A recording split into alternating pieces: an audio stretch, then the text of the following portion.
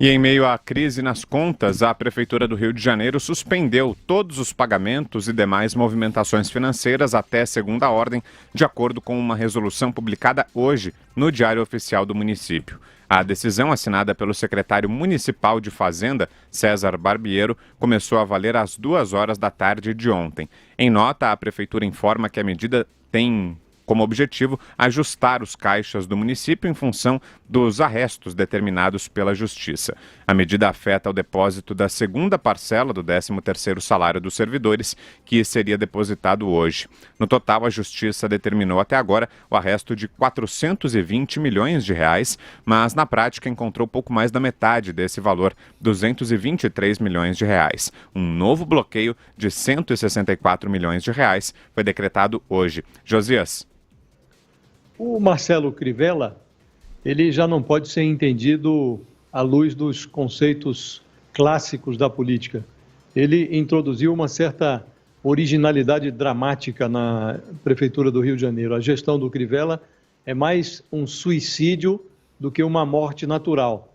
É mais uma imolação do que um mandato. O Crivella virou uma caricatura daquele bispo sensível ao drama humano. Ele parece que se auto-atribuiu a missão inconsciente de desnudar a ineficiência. Ele denuncia a incompetência cometendo a incompetência. E ele cometeu a temeridade de levar a incompetência para a área da saúde, que é uma área muito sensível. Morre gente. Então, na semana passada, o Crivella tinha divulgado nas redes sociais um vídeo para negar a existência da ruína, que é evidente, nesse setor da saúde. Ele disse claramente num vídeo que a crise não existe, é falsa. Aí descobre-se nessa terça-feira que a Prefeitura decretou algo que é muito parecido com uma moratória. Você suspendeu todos os pagamentos e a Prefeitura atribui justamente essa medida extrema aos bloqueios que foram feitos por ordem da Justiça do Trabalho nas contas bancárias da Prefeitura para pagar salários atrasados no setor de saúde. E o Rio de Janeiro já está experimentando algo que seria inovador para resolver as deficiências do Estado, são organizações de saúde, fazendo às vezes do Estado na gerência, na administração de postos de saúde, de hospitais municipais.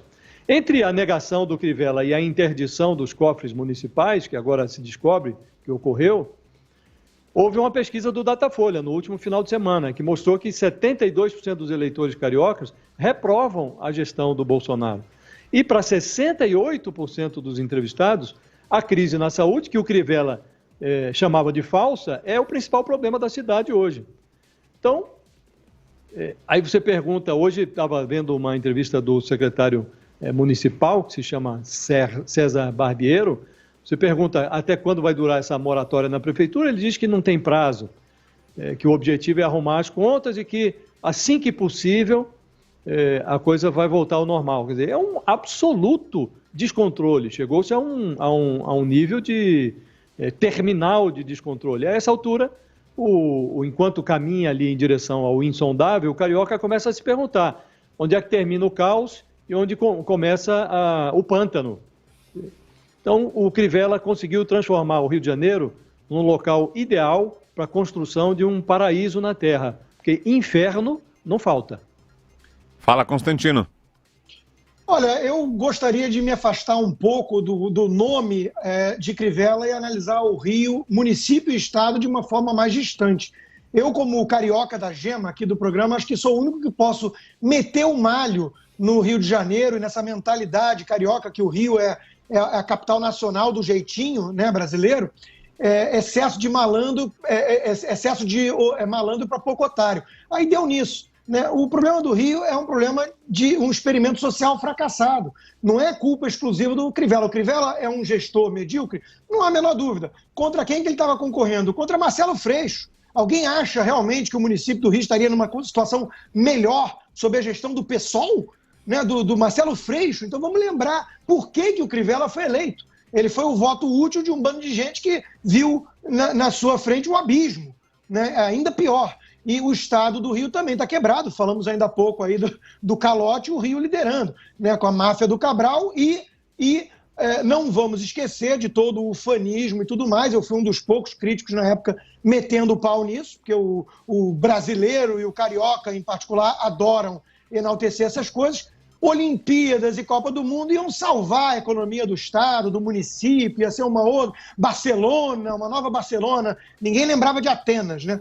Ia ser uma nova Barcelona. E a preocupação minha e de outros na época era deixarem elefantes brancos, uma baita corrupção, um legado terrível, e não deu outra. Então, o Rio tem essa mania de insistir no fracasso. Leblon é a capital nacional da esquerda caviar. É o estado que mais dá voto para PT, para PSOL. É onde o PSOL se cria. É onde a máfia do MDB toma conta. Então, a geografia das favelas é o que a gente conhece também. Então, é um experimento social fracassado.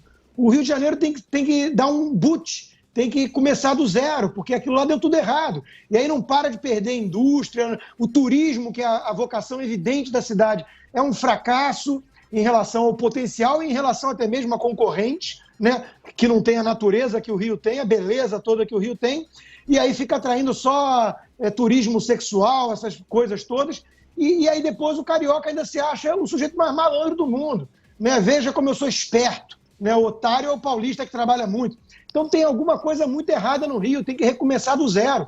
Deu errado, deu ruim. O Rio de Janeiro deu ruim. Né? Então, não adianta culpar só o Crivella e esquecer que se não fosse ele seria o Freixo, seria ainda pior, que antes dele era terrível, que o Estado está em frangalhos, está tudo errado na cidade, no município.